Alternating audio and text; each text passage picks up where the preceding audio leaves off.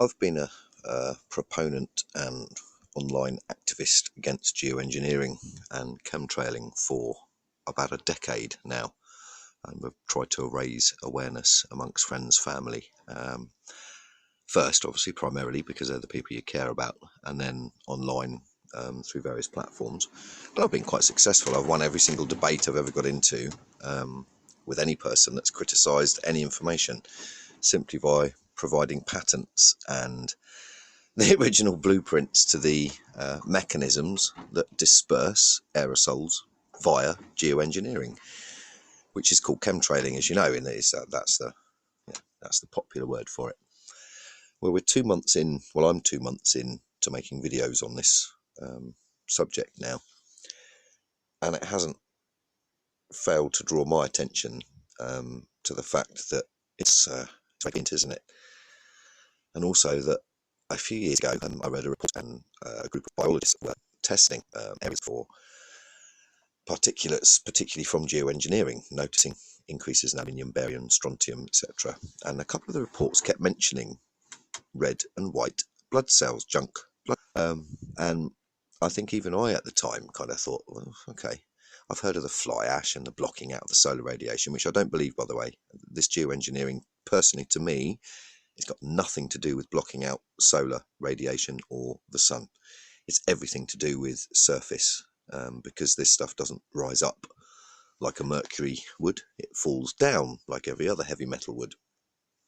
There's only a few exceptions to that rule, mercury being one of them. Hence why he has a rod that when he waved it at men sent them to sleep, and wings on his boots, which meant that he could fly up to the atmosphere.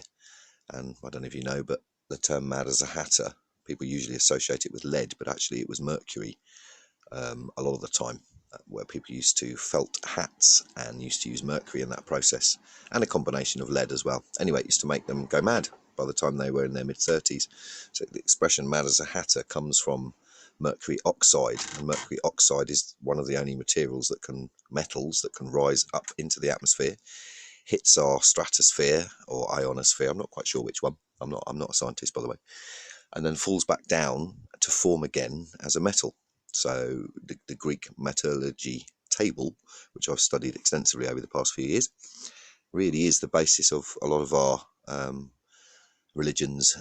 I mean, God, or Jesus, for example, it simply means gold. So that's no offence to any religious people. That's not the intent with that. It just it means gold. Neither moth nor rust devoureth it. So Mercury was depicted as the man with a, anyway, slightly off topic, but it's not, because the effects of geoengineering, and I'm going to try and find that report on red and white blood cells. I've had a list on my channel for geoengineering, but I think a lot of it's been deleted by you know who. So anyone's interested in that subject, go and have a look at the list. There's still a few particularly good ones up there, detailing back from the Lime Bay trials in the 40s. Sorry, I've got some I'm in the cabin at the moment, and we've got some really kind of Halloween noises coming from one of the doors, because the wind here has been 80 to 90 miles an hour, and that's no exaggeration. We've lost another set of stuff that was in the garden. That's the price you pay for living 2,000 feet up in a valley between two mountains in one of the strongest wind areas pardon me, in Europe. There you go. So the chemtrailing, we've been watching lots of people say that this is a build-up of junk in your body, and that it can be triggered, and that the only way you can get this particular COVID is if it's either injected into you via a flu shot or put into your body somehow, whether that's ingesting food or breathing. And my mind is now obviously very tuned into the chemtrailing, the geoengineering programs that have been operated globally for well over a decade. I mean, probably 2 decades, but for me, visually, 12, 13, 14 years I've been seeing the trails in the sky. And being an outdoor type person, and have been most of my life, I notice things, and I don't look down a lot. I like to look up. I think people call me a daydreamer, but it's more of a focused thinker. That's what I like to think about myself anyway. I guess I'm a daydreamer. So do take the time to find that report, those reports yourself. I mean, I operate here in Spain, obviously on a different internet platform. What I type in to my search engines isn't necessarily going to be the same results as you would see typing in the same thing. It's very independent, isn't it? It is capitalist surveillance, or surveillance capitalism. Each of us are treated as individuals now. We're not treated as a collective. We are as a collective, like a hive, but we're still targeted individually. And the business behind surveillance capitalism is huge. I know, because in my professional life, I used to buy and sell data when it still used to arrive on floppy disk. And what I used to know about certain demographics back in the year 1999, year 2000 was interesting. I can only imagine now. Well, I don't have to imagine, actually.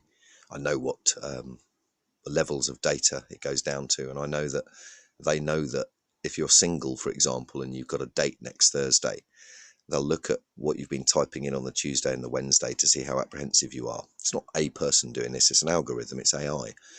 And they'll advertise products to you to boost your feeling before the date. You know, maybe they'll advertise a voucher for a meal, or so it's very dry here again. It always is when it's windy. Very dusty as well.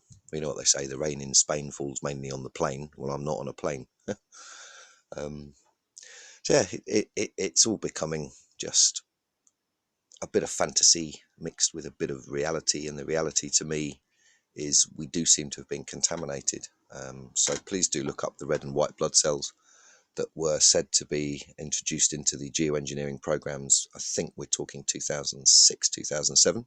I could be wrong on those dates. I'm going to be looking now, because I'm not the sort of person that makes a video based on 2 or 3 days worth of research.